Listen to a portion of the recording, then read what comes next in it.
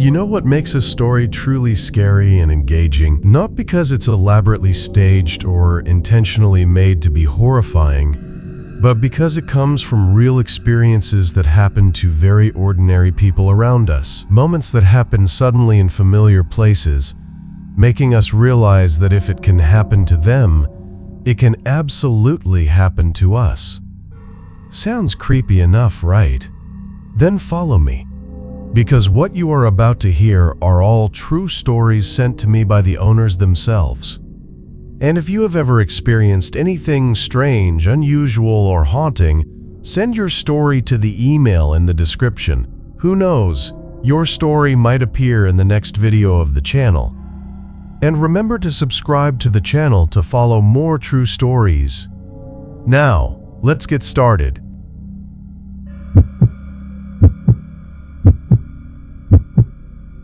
It was the first weekend of January, and I was at home enjoying a few days off work, settling into that quiet calm that comes after the holidays. Everything felt normal until sometime in the middle of Sunday, when I heard a thud from upstairs.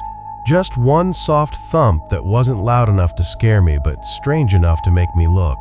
I'd never heard a sound like that in the house before, which was the only reason I went up to check. I walked through the hallway, peeked inside the spare bedroom, and looked around every corner, but nothing seemed out of place. I shrugged it off and didn't think much about it for the rest of the day. Hours later, as I was winding down and fighting sleep on the couch, I heard another thud from upstairs, almost identical to the first. I stood up, walked to the bottom of the stairs, and tried to listen for anything else, but everything was silent. I opened the spare bedroom door again, just to be sure, and once again the room was empty. I told myself it was probably the house settling, or maybe an animal on the roof, something harmless. That night, I fell asleep without much worry. The next morning started like any other. I went downstairs, made coffee, and began putting together breakfast, but something felt off. As I moved around the kitchen, I noticed little things that didn't seem right. The cereal in the pantry wasn't where I remembered leaving it. The chips looked slightly shifted. A few items on the counter seemed out of place. It was subtle, nothing dramatic, but enough to make me pause and wonder if I was remembering wrong. I kept trying to dismiss the feeling, telling myself houses feel strange after the holidays, or maybe I'd been half asleep the night before and moved things without noticing. By late afternoon, I'd mostly forgotten about it and spent the day watching TV and doing small chores downstairs. But just after sunset, the thud came again, the same heavy, lonely sound. I stood up instantly, the hairs on my arms lifting, and walked toward the stairs. Right as my foot touched the first step, I heard a soft click from upstairs. It wasn't loud, but it was unmistakable, like a lock turning or a hinge shifting under pressure. My heartbeat picked up as I reached the top of the stairs and looked into my bedroom. Nothing. Everything looked normal. I turned toward the spare bedroom, my chest tightening with a sense of dread I couldn't explain. I grabbed the doorknob and twisted. It stopped halfway. The door was locked from the inside. Every bit of color drained from my face as my heart punched hard against my ribs. I staggered backward, breath shaking, trying to convince myself I hadn't just felt that. Then I heard it. Movement behind the door. Slow, deliberate, too close for comfort. Someone was inside. That snapped everything into motion. I ran down the stairs as fast as I could, hearing a second click followed by the spare room door creaking open behind me. I didn't look back. I just grabbed my keys, ran out the front door, and sprinted to the end of the street before calling 911. When officers searched the house, they didn't find anyone, but in the spare room closet they found grocery bags, a blanket, and signs that someone had been staying there, maybe for the last 2 days, maybe longer. They had likely been coming out at night while I slept, walking through the house, eating, moving things, living quietly behind a thin door, only a few feet from where I rested. The thought still chills me. The intruder never came back, and I don't let myself think too hard about what would have happened if I had opened that door a few seconds sooner.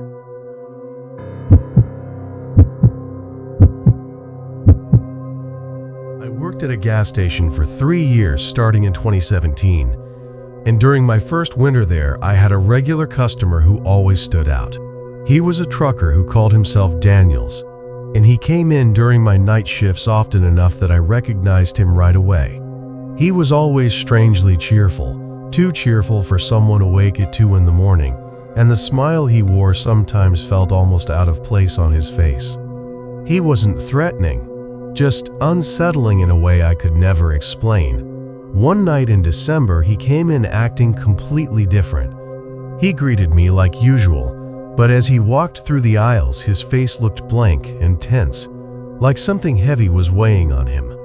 When he came back to the counter with an energy drink, he suddenly forced that oversized smile again, but this time I could see something else in his eyes, something like dread pressed deep behind the expression. He left quickly after paying, and I told myself he was just tired. The next night he returned, pulling into the snowy parking lot with that same truck. He came inside without smiling even once, grabbed the first drink he saw, and walked up to me quietly. As he paid, he kept glancing at the door and asked me strange questions, like how busy my night was and when I got off. Then he asked if I could help him lift something in his truck. I had known him for months, and he had always been polite, so even though something in my gut tightened, I said yes. I grabbed my jacket and followed him outside. His truck was parked on the far end of the lot where the lights didn't fully reach.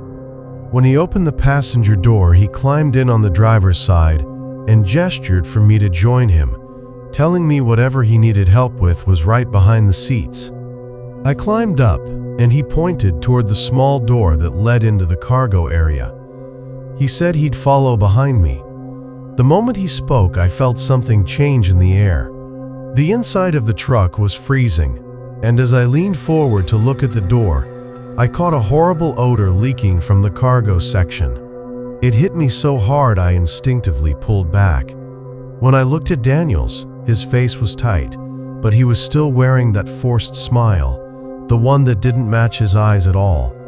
He wasn't talking anymore, just watching me like he was waiting for me to open that door. Every instinct in my body screamed at me to get out. I didn't ask questions. I didn't try to play it off. I just shoved the passenger door open and jumped down, landing hard in the snow before running toward the station. I didn't look back until I was inside again. He didn't chase me. I only heard something like a frustrated shout lost in the wind before he drove away. He never came back after that night. I still don't know what he wanted me to see or do in that truck, and I don't know what was behind that cargo door, but the smell, the look in his eyes, and the way he watched me in the dark made me realize how close I might have been to something terrible.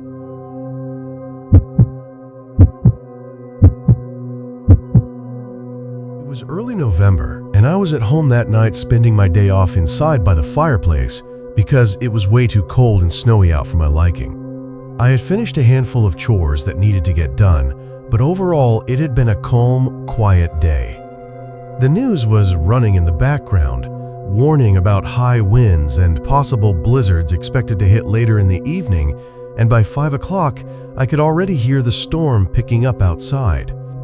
I sat on the couch and flipped through channels, trying to relax, but by 7 the wind was slamming against the house so hard it felt like the walls were trembling. I got up and walked to the window facing the backyard, wanting to see how bad things had gotten, and at first all I could see was heavy snow rushing straight down with almost no visibility. Then I saw something else, a figure walking through my backyard like the storm didn't exist at all. My yard was big and unfenced, so seeing someone pass through wasn't impossible.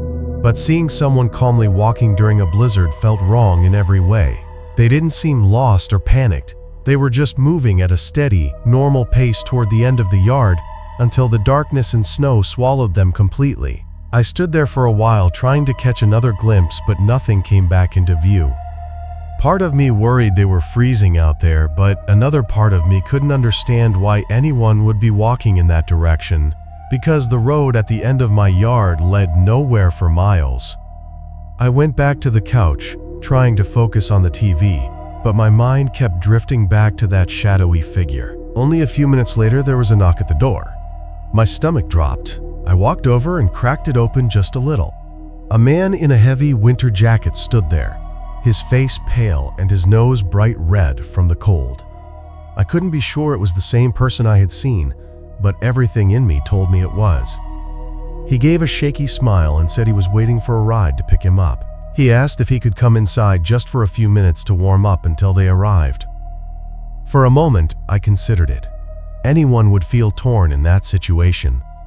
You want to help someone who's freezing, but you also don't want to make a dangerous mistake. I told him he could wait on the porch, which had an overhang to shield him from the snow, and I offered to bring him an old jacket. He didn't look pleased by the idea, but nodded and stepped off to the side onto the chair I kept there.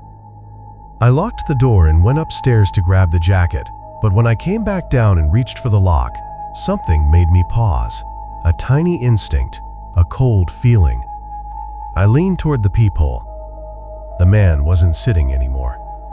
He was pressed right up against the door, with his hand wrapped around the handle like he was waiting for the exact second it turned. My heart pounded so hard I felt it in my throat.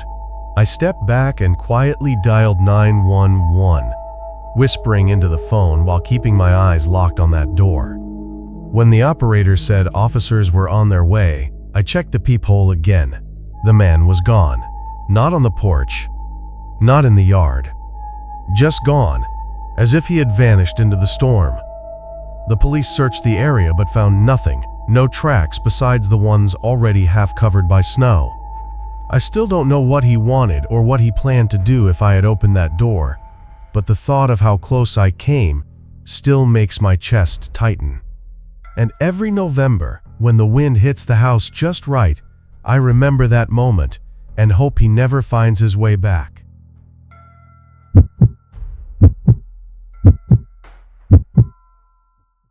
I was staying at a cabin in Canada.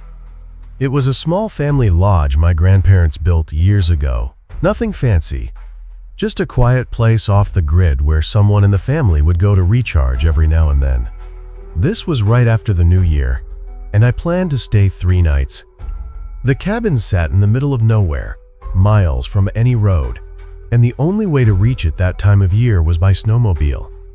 When I arrived, I started the wood heater, set my things in the bedroom, and within half an hour I felt exactly what I had come for. That slow, peaceful feeling where time stretches and your mind finally stops racing. The rest of the day was calm. I made dinner on the wood stove, read a bit, and listened to the wind outside before going to bed. The next morning, I woke at sunrise to make breakfast. When I stepped outside to grab more firewood, I froze. There were footprints in the snow leading straight to the cabin door. They stopped right at the entrance like someone had walked up in the middle of the night and stood there. I stepped out cautiously and followed them for a while. The prints led into the woods, not toward the distant road, which made no sense. Anyone out here would need a snowmobile. How could someone walk miles through deep snow just to come up to the cabin without me hearing a thing? The thought put a knot in my stomach.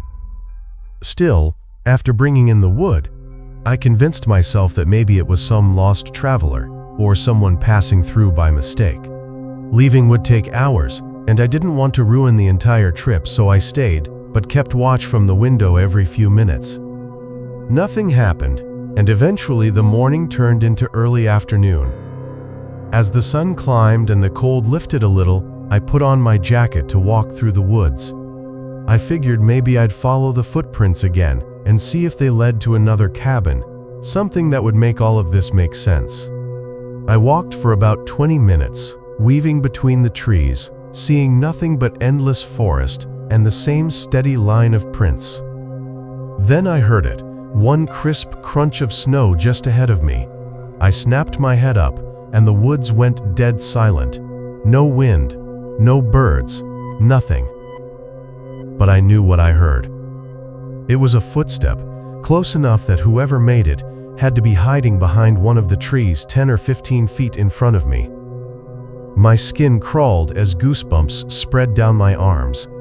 Someone was out there, watching me, standing perfectly still to avoid being seen. I called out, "Hello? Is someone out there?" But the woods gave me nothing back, not even the smallest movement. The tension built until I felt like the trees themselves were waiting for my next move. I turned around and ran, not stopping until the cabin was in sight. I packed everything in minutes, locked the place up, and started the snowmobile with shaking hands. When I reached the road, I finally allowed myself to breathe.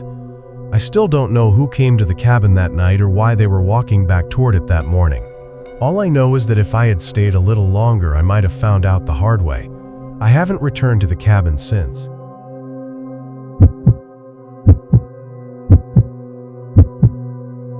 Every year around the end of February, my good friend Rose and I took a camping trip to the same quiet spot deep in the snowy woods. Because even though we had done a lot of backpacking in warmer seasons, there was something peaceful and strangely comforting about camping in a winter forest with the right gear. It always felt still and untouched, like the whole world had paused just for us. This year we arrived, set up our tents, got a fire going, and sat back to enjoy the glow and a couple of drinks. We had only been there a short time when we suddenly heard something that froze both of us in place.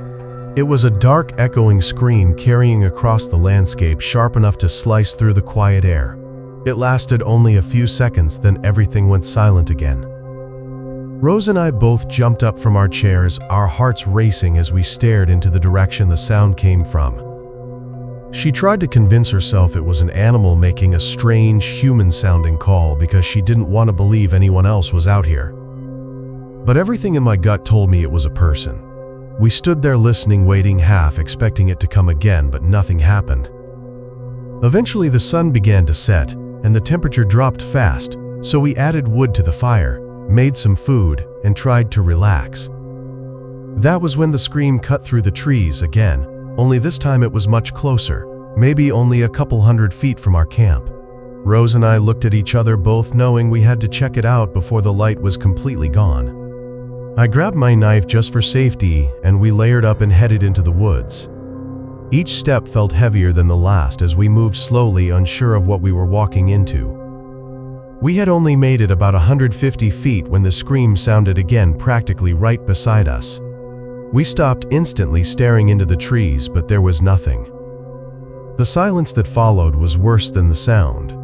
We stood there frozen for what felt like forever, before Rose took a cautious step forward, then another. Suddenly he stopped completely stiff, and I knew from his posture something was very wrong. I stepped up beside him and felt my stomach churn. Lying in the snow was a deer recently put down and left there. Before I could even process it, Rose tapped my shoulder urgently. I looked up and saw him. A person standing among the trees, wearing almost no winter clothing even though the temperature was brutal. He wasn't moving toward us or away from us, just watching us calmly, like he had been waiting or studying us. Rose tapped my shoulder again, harder this time, and we both understood without a word. We turned and hurried back to our camp, moving fast but trying not to break into a full panic. We didn't look back, we just packed our things as quickly as possible, threw everything into the car and drove out of the forest without breathing until we hit the main road. To this day, we have no idea what we heard, who that person was, or why they were out there in the freezing dark with no gear. We never went back to that camping spot again, choosing a completely different area instead, because whatever we walked into that night felt wrong in a way neither of us ever wanted to experience again.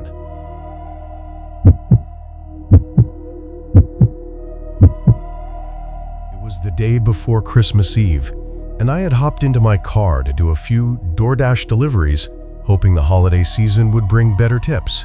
Around noon, I accepted an order that seemed completely normal, just a simple bag of food to drop off at a house. Most of my earlier deliveries had been groceries, since stores were preparing to close for the next few days. But this address was much farther than I normally drove. With barely any other orders coming in, I took it anyway. Light snow drifted across the empty roads, making the drive quiet and peaceful, but the location was not anywhere near a normal neighborhood. When I pulled up to what I expected to be a community entrance, I instead found a narrow path cutting through the trees with a single small cabin sitting at the very end. I parked, grabbed the food, and walked up to the door. Before I even knocked, I heard it. Chatter. Dozens of voices laughing, talking, overlapping each other, like a big cheerful holiday gathering. It didn't match the look of the cabin at all. Something about the sound felt wrong, like it wasn't real, like it wasn't happening in the same room I was looking at. After knocking, the door opened, and a man stood there smiling at me. What threw me off was how still the inside of the house was. No one was moving. Most of the lights were off. Yet the loud party noises continued from a small room at the far end of the hallway. The man looked right at me and said, "Why don't you come bring the food inside? They'll be happy to see you." His tone was too calm, too practiced, and the invitation made my stomach tighten. I tried to make an excuse, stumbling over my words, but he cut me off, still smiling. "They just want to thank you for working during the holidays. You'll be glad you stopped by." Every sentence felt stranger than the last, like he was trying too hard to convince me. Then, suddenly, the chatter in the back room stopped. It didn't fade out or quiet down. It cut instantly, like someone had flipped off a switch. The silence was sharp enough to raise every hair on my arms. The man looked over his shoulder, confused for just a second, and that tiny moment was all it took for me to drop the food on the porch and sprint back to my car. I started the engine and drove out of there as fast as the snow-covered road allowed. Nothing happened after that. No one followed me. No one called about the food. But the feeling of that cabin, the unnatural party noises, the way they stopped all at once, and the man's unsettling smile stayed with me long after Christmas ended. Maybe nothing would have happened if I'd stepped inside, but the thought of what might have been is enough to make my chest tighten even now.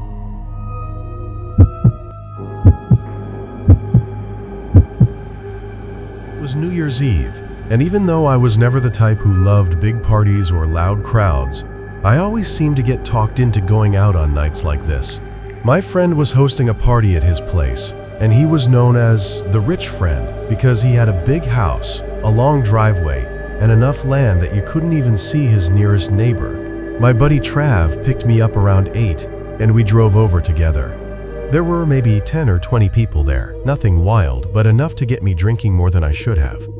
We played a few drinking games, watched the ball drop, laughed at stupid jokes, and for the most part it was a good night. But around 2 in the morning, I was completely done. I was exhausted, buzzed, and ready for my bed. When I went to look for Trav, I found him passed out upstairs like he'd been hit with a tranquilizer dart. No one else looked even remotely sober, so I stepped outside into the cold night air and ordered an Uber. It said 10 minutes away. I sat down on the curb at the end of the long driveway, zipped up my jacket, and let the quiet settle around me. His house wasn't near any big roads. It was tucked far back, surrounded by open land and silence. I sat there for what felt like 4 or 5 minutes before a car finally pulled up. "Uber?" the driver called out through the rolled-down window. I jumped up, a little surprised at how fast those 10 minutes passed. I guess the alcohol made everything blurry. I got in the back seat, closed the door, and tried to relax. The driver looked to be around 50, with short, dark hair and a thick beard. "Big party tonight?" he asked casually. "Yeah, something like that," I answered, not really wanting to talk. He kept glancing at me through the mirror, and every time our eyes met, I felt this strange discomfort in my chest. I kept telling myself it was just me being paranoid, that I was drunk and imagining things, so I leaned my head back and closed my eyes. But then my phone dinged. I opened my eyes and saw him already staring at me in the mirror again, like he had been waiting for me to look. I reached for my phone, unlocked it, and instantly sobered up. It was a message from the Uber app saying the driver had just arrived, along with a follow-up text from the actual driver asking where I was. My heart dropped. The person who picked me up wasn't my Uber. I slowly looked up at the mirror again. His eyes were locked on me, unblinking. I slipped my phone back into my pocket and tried to act calm, closing my eyes like nothing was wrong, even though inside my pulse was going wild. Not even a minute later, the car began to slow down. I cracked my eyes open and saw we were stopping at an intersection with a red light. The second the car fully stopped, I threw the door open and jumped out. The driver lurched forward as soon as he realized what I was doing, which made me fall on the pavement, but I scrambled to my feet and sprinted toward the nearest lit street. Behind me, the car sped off into the darkness. I stood there shaking, trying to process what happened. I had been so out of it that I didn't notice the biggest red flag of all. We weren't even driving toward my house. I should have checked the car details, the license plate, anything. I still don't know who that man was or what he wanted, but the thought that he was cruising around on New Year's night looking for drunk people waiting for actual Ubers still makes my stomach twist. What would have happened if my phone hadn't dinged at that exact moment is something I'm honestly grateful I never had to find out. It was the day after Christmas, and I was working the overnight shift at a small, family-owned grocery store. I honestly had no idea why I had even been scheduled because we had been closed for Christmas, and the place was almost empty during the day, which meant there was hardly anything to stock. I spent the first hour filling the few items that needed to be replaced, then wandered around trying to look busy. As I passed the front of the store, I noticed someone outside, standing unusually close to the building for that time of night. He looked like he was pacing, but when he realized I was watching him, he didn't walk away. Instead, he stepped closer to the window and just stared at me. He didn't knock or say a word. He just watched me through the glass in a way that made every instinct in my body tense up. After a few seconds of that uncomfortable stare, I turned and walked away, pretending not to be bothered, but my heart was racing. I waited a few minutes before checking again, and when I looked out the window, he was gone.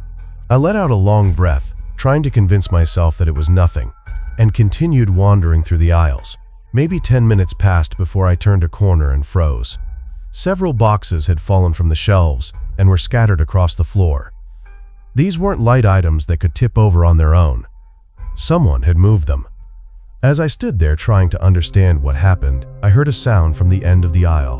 A low, unsettling laugh, soft but deep, like a grown man giggling in a way that didn't match any normal human behavior.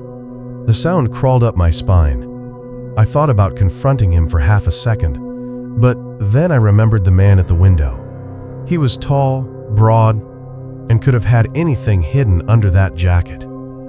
That thought alone made the fear slam into me, and I bolted. I ran straight to the front, out the doors and into my car, locking it before calling the police. They arrived about 10 minutes later and searched the store, but he was already gone. Later, when we reviewed the security footage, we saw him slip through a side door and hide behind the shelves. In the footage, you could see him crouched behind the aisle while laughing, holding something small and sharp in his hand. The officers believed he might not have been sober, and I agreed. But that didn't make the situation feel any less real. All I kept thinking afterward was how easily things could have gone wrong that night, and how lucky I was that I left the aisle when I did. Because if I hadn't moved fast, that Christmas might have ended very differently.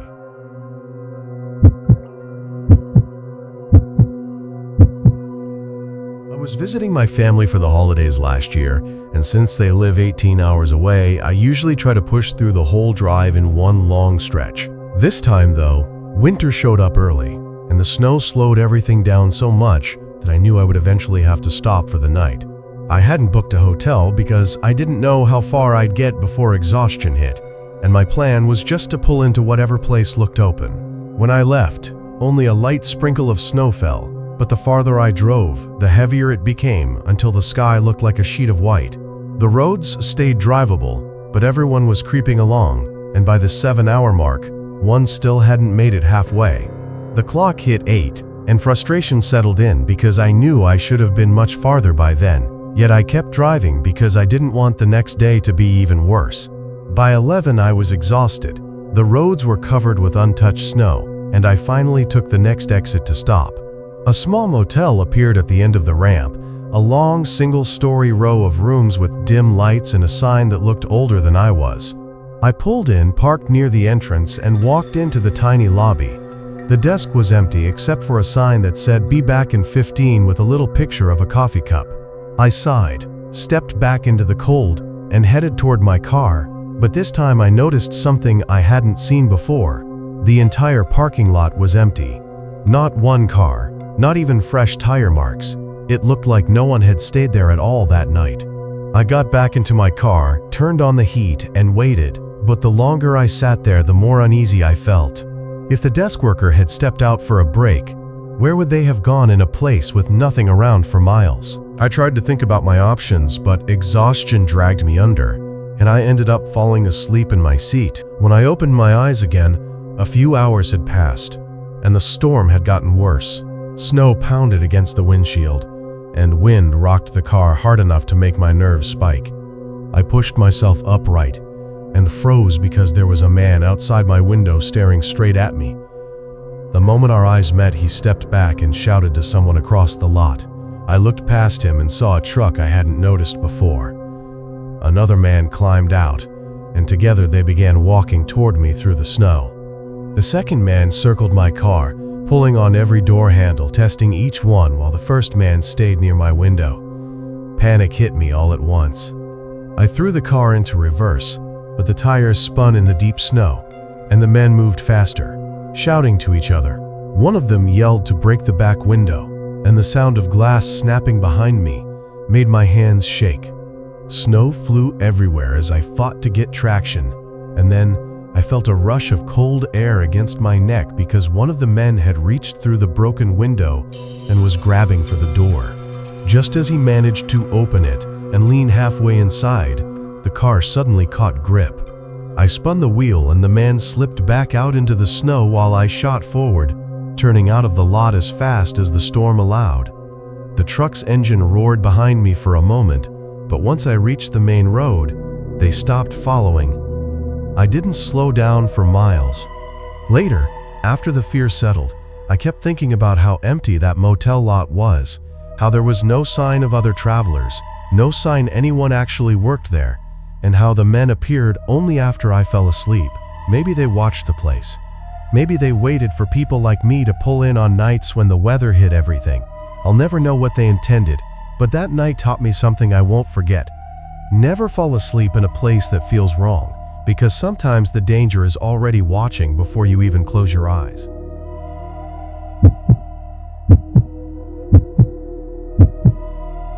For the past couple of years, I had been working Uber Eats during winter break because college let out for 2 months, and it was the easiest job to pick up without interviews or training.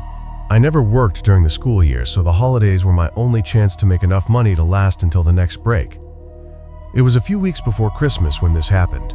A night when snow was falling harder than usual, covering everything in thick white layers. I borrowed my dad's pickup truck and headed out because I really didn't have the luxury of choosing my workdays. The storm kept most other drivers off the road, which meant I was getting big orders one after another, the kind that paid well. After about 3 hours, I got an order from a drive-through place 20 or 30 minutes away, and the tip was worth the drive. Nothing seemed strange about the order at all. I picked it up and followed the map to a neighborhood on the other side of the county. I had driven past that area before, but never inside it.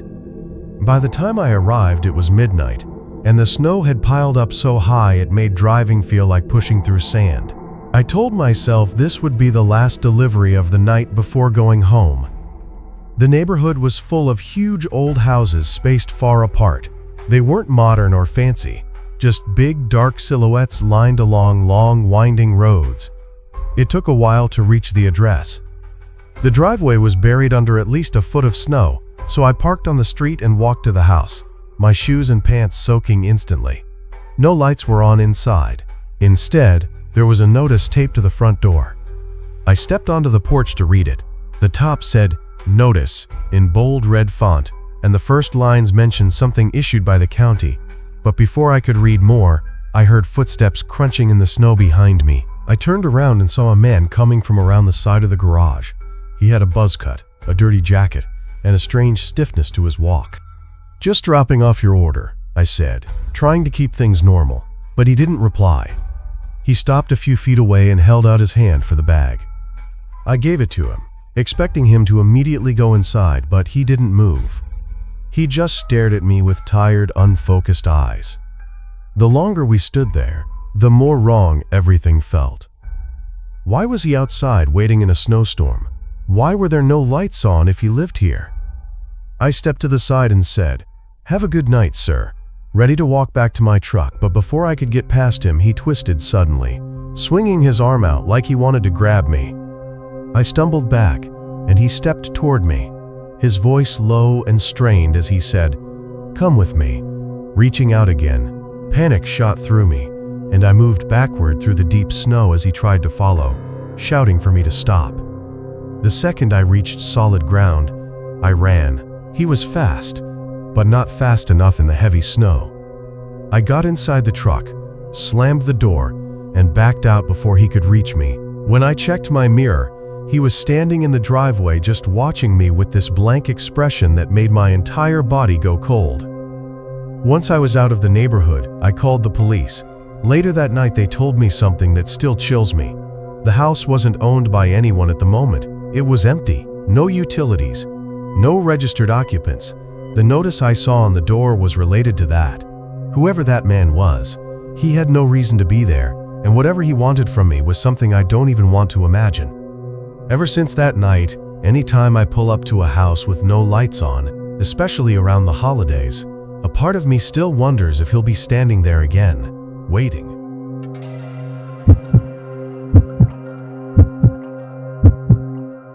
I was staying inside for the night, trying to keep warm while a heavy snowstorm pushed through our town. I had the TV playing my comfort show, and I was half asleep on the couch when I heard footsteps approaching outside my front door.